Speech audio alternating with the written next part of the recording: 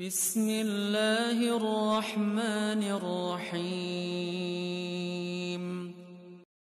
Assalamualaikum. Jangan lupa like, comment, and subscribe. Bye. Lam dan kat. Wattini wazzaituni wa turi sinina wa hadzal baladil amin. Saya bersumpah, kata Allah, demi buah tin. Ketika Allah bersumpah, ada jawab sumpahnya, Pak. Apa jawab sumpahnya? Laqad khalaqnal insana fi ahsani taqwim. Itu dengan lam dan kat. Saya sudah menciptakan pembangkang itu, kata Allah. Maka insan di situ itu berbeda dengan an-nas. Insan itu lebih kepada makna negatif. Itu walaupun dia seperti itu, saya ciptakan dia, kata Allah. Sebejat apapun dia, saya ciptakan dia. Saya bersumpah, kata Allah Subhanahu wa taala. Ya. Contoh ayat lain lagi, Pak.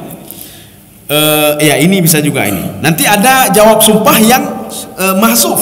Mahsuf itu apa? Tidak nampak lagi, Pak. Tidak nampak, sudah disembunyikan. Ya, mana contohnya? Itulah seperti ini. Nun wal qalami wa ma yasturun. Saya bersumpah demi pena, kata Allah Subhanahu wa taala. Saya bersumpah demi dua malaikat ini yang terus mencatat amal ibadah kalian. Apa jawab sumpahnya? Kalian akan dimintai pertanggungjawaban apapun yang dicatat oleh dua malaikat dan apa yang lupa dicatat oleh dua malaikat ini. Jadi makanya hati-hati, Pak. Setiap amal perbuatan kita, baik itu kejahatan maupun kebaikan, harus kita pertanggungjawabkan sendiri, Pak. Ya. Jadi makanya sekarang ini introspeksi diri terus, Pak. Bukan gara-gara bulan Syawal, tidak. Ya, Pak. Ini kita bulan Ramadan beribadah. Bulan Syawal bukan berarti ala kabeh ibadah kasih bulan Ramadan kasih, Pak. Kalebeh, ya, Pak. Kalebeh. Ini ibadah baca-baca mentang, tidak. Jadi kita introspeksi diri lagi, Pak. Kita introspeksi diri. Kita melihat diri, Pak. Kenapa? Karena apapun yang kita lakukan akan dimintai pertanggungjawaban oleh Allah Subhanahu wa taala. Maka itulah fungsi zikir, Pak. Kita habis main tadi lihat astagfirullah. Tapi istighfar, sebelum dah berdoa ada istighfar juga. Ya. Kaum muslimin sedang jemaah yang dirahmati Allah Subhanahu wa taala. Itu makna wal qalami wa ma yasturun. Jadi jawab kasamnya apa? Jawab kasamnya, kalian akan dibangkitkan nanti di padang mahsyar dan dimintai pertanggungjawaban apa yang kalian lakukan. Cuma jawabnya tidak tertulis di sini, Pak. Ini namanya jawabul qasam mahdzuf. Jawab kasam mahdzuf. Ya, contoh lain di dalam surah apa namanya? La uqsimu biyaumil qiyamah wa la uqsimu bin nafsil lawwamah. Ya, saya bersumpah demi hari kiamat. Saya bersumpah dengan nafsul lawwamah. Jawab kasamnya apa? La tub'atsunna yaumal qiyamah. Tapi ini tidak ada dalam Al-Quran. Artinya apa? Ada jawab sumpah tersembunyi, Pak. Kalian akan aku bangkitkan di padang mahsyar. Beryakin ya, Mak, beryakin. Kalau tidak percaya nanti kita lihat sama-sama apakah kita akan dibangkitkan atau tidak. Coba kita lihat sama-sama apakah betul yang saya ucapkan ini, Pak. Kita akan bangkit sama-sama di padang mahsyar. Ente telah hotel kayak bangkit. Oh mana lah kau, Pak? Nah lah kau. Ya, nih, Pak. Maka itulah beda kita dengan orang kafir, Pak. Orang kafir yakin kepada kematian, tapi dia tidak yakin hari kebangkitan. Orang musyrik begitu juga. Dia yakin hari kematian itu, dia yakin. Kenapa? Ada teman-temannya dulu hidup bersama dia, sekarang sudah tidak ada lagi, Pak. Dia yakin betul, tapi dia tidak yakin hari kebangkitan. Inilah yang Rasulullah hadapi, Pak, kafir-kafir Quraisy itu. Sehingga mereka mengatakan, "Idza musiktum kulla mumassak, innakum lafi khalqin jadid." Wahai orang penduduk Arab, apakah kamu percaya sama pemuda ini? Dia mengatakan ketika kita meninggal dunia, kita sudah hancur tulang belulang ini, kita akan bangkit kembali. Tidak masuk akal, kata mereka. Hai, tidak mau akal, ya, Pak. Makanya Al-Quran itu ada sesuatu hal yang membuat kita tidak masuk akal, Pak. Masuk akal. Ada yang membuat kita tidak masuk akal. Kenapa tidak masuk akal? Karena ilmu kita belum bisa menjangkau lagi, Pak. Belum bisa menjangkau. Tapi lama-lama kita akan percaya sendiri, Pak. Lama-lama kita akan percaya sendiri. Ya, nih, Pak. Kaum muslimin sedang jemaah yang dirahmati Allah Subhanahu wa taala. Maka kalau seandainya pesawat itu bisa terbang, Pak. Besi bisa terbang. Kalau pada masa-masa dulu dia pikir hana mungkin besar je ipo. Tapi sekarang kita sudah percaya, oh betul, besar je ipo. Ketika dulu dikatakan Nabi Muhammad SAW berjalan minal Masjidil Haram ke Masjidil Aqsa, tidak mungkin. Kenapa? Kendaraan paling hebat waktu itu adalah unta. Nah mungkin dia berjalan dalam satu malam Masjidil Haram, Masjidil Aqsa, Sidratul Muntaha, kembali lagi ke Masjidil Haram. Dalam waktu apa? Hanya sebagian malam saja. Tetapi ilmu pengetahuan sekarang sudah bisa menerima, Pak. Kita ke Jakarta di sini sekarang bisa 3 jam.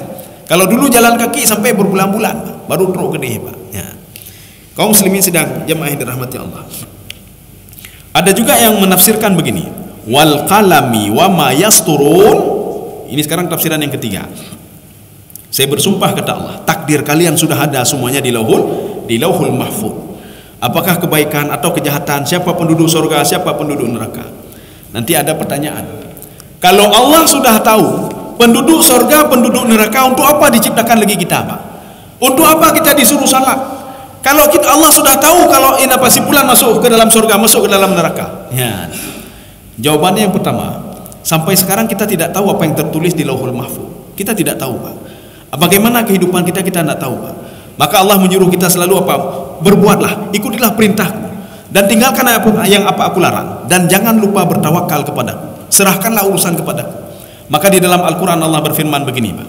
Ada pada penghujung ayat itu, fasabbih bismi rabbikal azim. Itu kalau kita merujuk ke dalam tafsir Ibnu Ashur, itu fasababiyah. Ada yang mengatakan fataqib. Artinya apa? Dalam menjalani kehidupan ini, jangan takut kamu sama orang lain. Jangan takut kamu.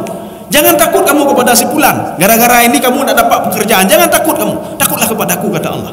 Bertawakallah kepadaku. Yang menciptakan langit dan bumi, yang mengatur langit dan bumi. Si fulan itu apa yang diatur? Perusahaan. Itu pun bukan perusahaan dia itu. Apa yang dia atur? Oh, Banda Aceh bukan milik dia itu, kata Allah. Itu semua milikku, kata Allah. Jangan tawakal sama dia. Fasabbih bismi rabbikal azim.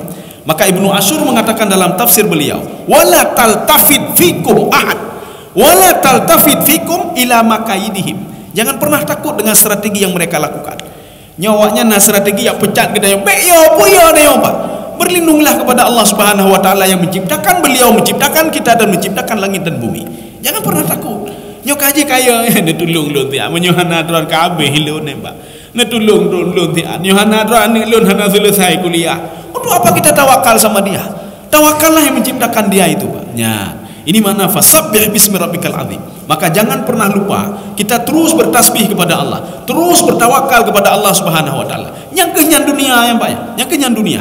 Artinya ada saja kita keluh kesah tutah le Pak. Kadang-kadang senang le Pak. Nanti dah terbit dari masjid ka tutah le Pak. Pekan tutah, i telefon liana yang peng kuliah na bayi lo ka tutah le katanya Pak. Yang goloi timge utang le Pak. Mintalah perlindungan sama Allah. Ini kita cerita sama orang samping, "Hei, tolong lon dia. Utang ko jai le, padu utang 2 juta. Jauh le tetangga lon 10 juta utang." Biar cerita Pak lon. Gede-gede aweh juga. Tak cerita lo Pak tetangga Pak, tolong anak saya ini. Bekan ni, hanai wowo ka 2 euro ka. Dijawab oleh tetangga, "Dron 2 euro, lo kasih minggu hanai wowo ning." Ya. Artinya apa? Setiap masalah kita ceritakan sama orang lain, enggak ada jalan keluar, enggak ada jalan keluar. Nah, sudah. Kita tidak tahu apa itu isi lauhul mahfuz. Pertanyaannya lagi, apakah Allah sudah menzalimi si fulan? Dia selama ini beribadah, tapi setelah itu dia masuk ke dalam neraka sebagaimana yang tertulis di lauhul mahfuz? Jawabannya bagaimana? Ilmu apa yang ada di lauhul mahfuz itulah ilmunya Allah ya Pak. Ilmunya Allah. Kita ini sudah pernah saya ungkapkan, kita ulang-ulang saja supaya kita jangan salah paham nanti. Kita sebagian mengatakan Allah hana adil, Allah tidak adil. Allah sudah berbuat begini, Allah sudah berbuat begini, tidak adil Pak. Jadi ini namanya ilmu Allah. Kalau di dalam bahasa manusia itu prediksi namanya Pak. Ya, prediksi. Ini bahasa manusia. Contoh, nanti akan main bola Indonesia lawan apalah. Prediksi itu kan ya. Padahal permainannya sebulan lagi Pak. Siapa main Indonesia? Siapa pemainnya? Si bulan. Oh 1-0 itu, 1-0. Ya, Pak. Ketika itu dirubah lagi Pak, dirubah pemain. Oh kalau dirubah pemain 2-1. Apakah setelah diprediksikan 2-1 pemain Indonesia nak mau main bola lagi? Hai main le bola kamu, apakah kai prediksi 2-2 kata lu kamu. Kata lu kamu. Mereka kan tetap terus bermain Pak. Apakah setelah mereka bermain sesuai dengan prediksi orang ini? Jadi diprediksikan apa? 2-1. Kalah Indonesia Pak. Rupanya setelah sebulan kemudian main bola, kalah Indonesia Pak. Apakah boleh orang Indonesia menuntut orang yang memprediksi tadi gara-gara kamu kami 2-1? Apakah boleh? Tidak boleh. Tidak bisa Pak. Bahkan dianggap oleh pengadilan, kalian mau apa? Dia kan cuma prediksi, dia prediksi. Kenapa prediksi dia benar? Sesuai dengan pengalaman-pengalaman dia sebagai pengamat bola dan lain sebagainya. Dia sudah berkecimpung dalam bola puluhan tahun, maka dia tahu betul Pak, pemain ini begini, pemain ini begini, ini begini. Itu namanya prediksi. Makanya setiap prediksi orang lain tidak bisa kita, ini gara-gara muka, gara-gara kamu prediksi saya kalah, tidak bisa. Demikian pula di Lauhul Mahfuz, itu ilmu Allah ya Pak, ilmu Allah. Allah mengetahui si fulan ini dia ahli ibadah, tapi Allah nggak yakin pada si fulan ini Pak. Dari ilmunya Allah, ini si fulan ini dia akan ingkar kepada Allah nanti Pak. Dia akan ingkar kepada Allah. Maka di Lauhul Mahfuz tertulis si fulan itu penduduk neraka Pak. Kenapa? Petunjuk yang diberikan tidak mau dia terima Pak. Walaupun dia seorang ahli ibadah, akhirnya dia masuk ke neraka. Allah tidak mendalimi si fulan, tidak mendalimi. Itu ilmu Allah Subhanahu wa taala. Kalau tadi prediksi Pak, ya prediksi. Kaum muslimin sedang jemaah yang dirahmati Allah Subhanahu wa taala. Sekarang kita lanjut. Ya, sebelumnya Allah sangat memuliakan orang yang berilmu. Makanya Allah mengatakan wal qalami wa ma yasturun. Sekarang kita lihat di dalam Al-Qur'an ada beberapa kaum yang dimuliakan oleh Allah Subhanahu wa taala, salah satunya Bani Israel. Bani Israel kenapa diangkat derajatnya oleh Allah? Bani Israel kemanapun dia pergi, pulpen selalu dia bawa. Tapi ini pulpen Pak. Maka Allah mengatakan dalam Al-Quran, wa inni faddaltukum 'alal alamin. Kalian itu hebat-hebat kata Allah. Saya muliakan kalian di seluruh penduduk dunia ini. Kenapa? Kalian itu ilmu kalian luar biasa. Terus mencatat, terus mencatat. Mana buktinya? Kalau mereka selalu bersama pulpen Pak. Kalau kita selalu bersama HP, gada HP semua. Gada HP kalau lagi gada setengah tubuh gada Pak. Ho je HP. Tajak ke dia, HP lun ho, HP le mak, HP le mak. Yan. Hana pulpen lun ho, hana pulpen le mak. Yang penting HP le mak. Yan mak. Tapi kalau Bani Israel tidak, mereka selalu bawa pulpen. Kita buktikan sekarang mak. Kita buktikan di dalam Al-Qur'an kalau Allah Subhanahu wa taala memuliakan mereka gara-gara pulpen. Yan mak. Gara-gara pulpen. Ketika Hannah itu ibunya Maryam. Ketika Hannah melahirkan Maryam, itu Bani Israel merepah mereka Pak. Biar kami yang jaga, biar kami yang jaga. Akhirnya apa kata Nabi Zakaria? Saya berhak menjaganya. Kami juga berhak. Ya Pak. Akhirnya apa? Diundilah. Sekarang kita undi. Ya. Bagaimana cara undinya? Mengambil pena Pak. Ya, disitulah pena Pak. Aqlamuhum yakfulu Maryam. Jadi mereka itu melemparkan penanya ke sebuah sungai. Yang penanya terangkat ke atas, berarti apa? Dia bisa menjaga Maryam. Maknanya apa itu Pak? Maknanya kalau pena terangkat berarti tintanya kan sudah habis. Dia banyak demulih Pak, banyak demulih Pak. Menyo penanya tenggelam berarti hantai demulih ini Pak. Tintanya masih ada, dia tenggelam Pak. Kalau nggak ada lagi berarti naik ke atas. Berarti apa? Orang yang penanya ke atas dia selalu menulis, selalu menulis. Rupanya ketika itu apa? Secara tiba-tiba Pak, kita lemparkan pena kita ke sungai. Mereka lemparkan Pak, semua tenggelam. Yang naik penanya adalah pena Nabi Zakaria. Maknanya apa? Nabi Zakaria kecerdasannya luar biasa Pak. Dia selalu menulis, selalu menulis. Ya, Pak. Ini ada dalam Al-Quran, dalam surah Ali Imran kalau tidak salah itu Pak. Ya, jadi artinya apa? Mereka mengundi itu dengan penanya. Maka Allah Subhanahu wa taala memuji mereka. Satu. Yang kedua, kaum yang dipuji oleh Allah dalam Al-Quran. Li'ilafi Quraisy. Luar biasa orang Quraisy itu. Kenapa luar biasa orang Quraisy? Ila fihim rihlatash syita'i was-saif. Mereka sanggup jalan kaki dari Mekah menuju Yaman, balik lagi. Dari Mekah menuju Syam, balik lagi Pak. Begitu kuatnya mereka. Allah Subhanahu wa taala sebenarnya ingin mengatakan untuk Nabi Muhammad Pak. Nabi Muhammad dari suku Quraisy.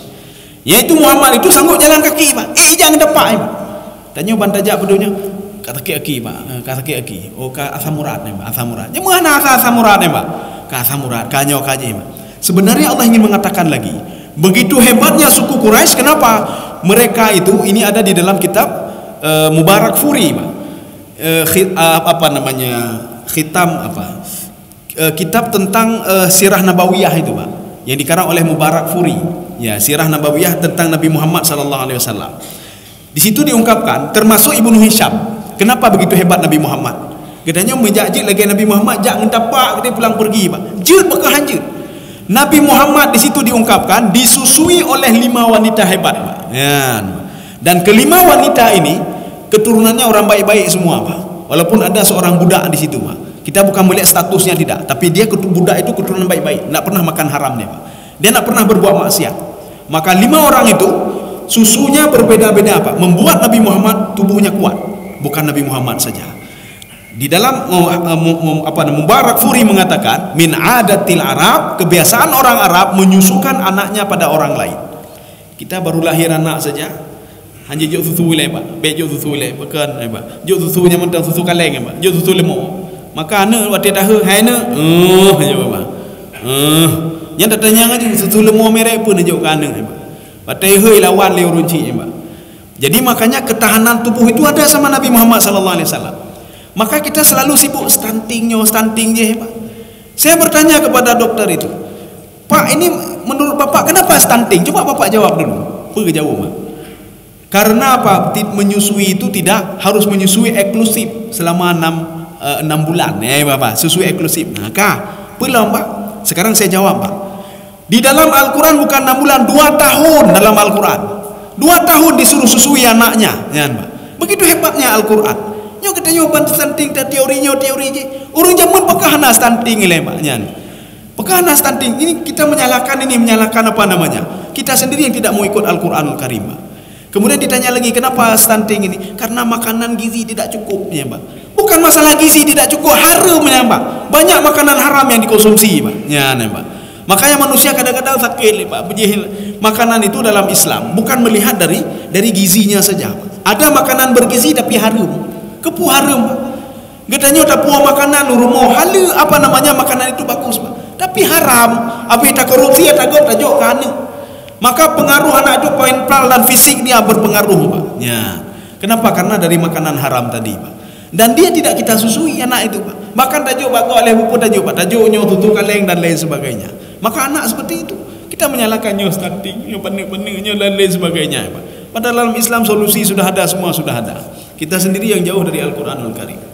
Kita selalu pakai teori baratnya, teori barat je. Ya, enggak pernah teori-teori Al-Quran yang kita ambil. Kaum muslimin sedang jemaah yang dirahmati Allah. Kafi Pak. Ya, atau ini satu ayat lagi Pak. Satu ayat lagi, ayat 2. Jadi Pak Hana mau taga ayat sa mentang Pak. Jadi benar ayat apa nanti ayat 2 ya. Jadi ayat 2-nya ma anta bi ni'mati rabbika bimajnun ya. Kita sampai ayat 2 saja. Ya coba dibaca Pak Indra. Berkat karunia Tuhanmu engkau Nabi Muhammad bukanlah orang gila. Ya. Berkat karunia Tuhanmu engkau bukan orang gila. Ini menerjemahkan dari belakang ya Pak. Sebenarnya begini, kamu Muhammad bukan orang gila kamu Muhammad. Kenapa Allah mengatakan begitu? Karena orang-orang kafir ini ketika Nabi Muhammad membaca Al-Quran dan menyampaikan kepada mereka, orang kafir mengatakan pengoran Muhammad ya. Di mana letak gila itu Pak menurut mereka Pak? Jadi Nabi Muhammad ketika turun Al-Quran, qul, katakan ya Muhammad, qul huwallahu ahad, katakan ya Muhammad Allah itu esa. Nabi Muhammad menyampaikan ini lafaz ini kepada orang Quraisy dengan lafaz yang sama tidak berubah. Qul huwallahu ahad, katakan ya Muhammad. Dijawab oleh orang kafir, hai tuan ngesor nebakah haba Muhammad, nebakah haba kerau, pungo tuan ya Muhammad. Ya nama.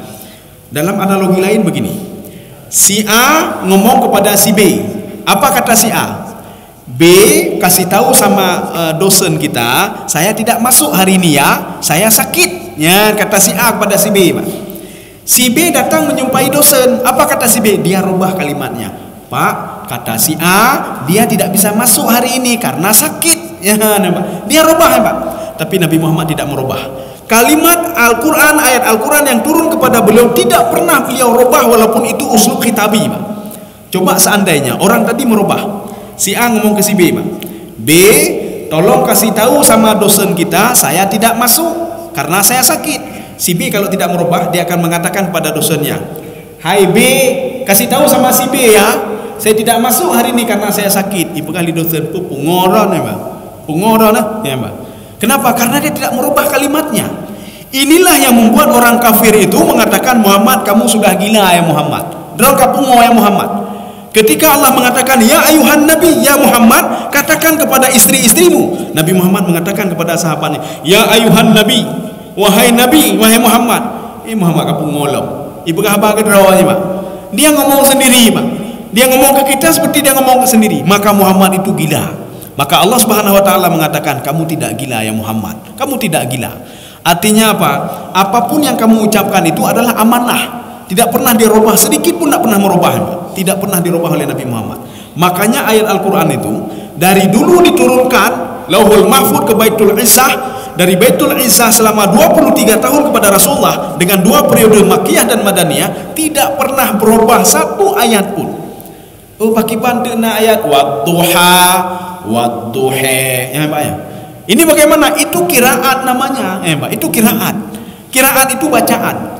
Maknanya ketika ada bacaan seperti itu, Rasulullah ada membaca seperti ini, ada baca seperti ini. Nyampe karu-karu padanya. Tidak semua ayat ada qiraat. Nanti ada Al-Quran itu ada qiraah sab'ah, ada qiraah asyarah. Di sampingnya ada disebutkan ini bacanya begini, ini ada yang baca begini, ada yang baca begini. Alaihim, ada yang baca alaihum, ada yang baca alaihum waladdallin. Itu qiraat namanya, ya, Pak.